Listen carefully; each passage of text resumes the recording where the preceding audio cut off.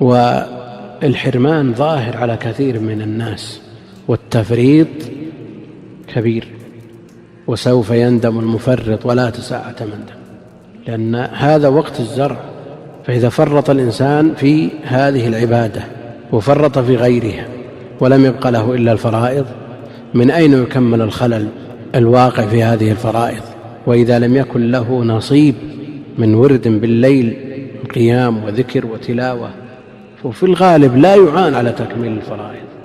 نعم، جاء في حديث الأعرابي الذي سأل عن شرائع الإسلام وأقسم أنه لا يزيد على هذا ولا ينقص، وقال النبي عليه الصلاة والسلام: أفلح إن صدق.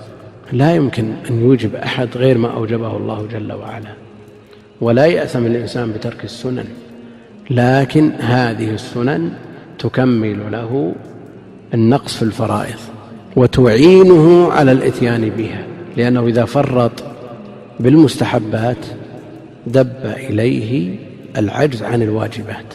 وقل مثل هذا في من استرسل في المباحات، فإنه لا يأمن أن يرتكب المكروهات، ثم بعد ذلك قد تطلب نفسه المباحات فلا تجدها وقد مرنت عليها، ثم تطلب المكروهات فلا تجدها، يضطر بعد ذلك إلى ارتكاب بعض المحرمات.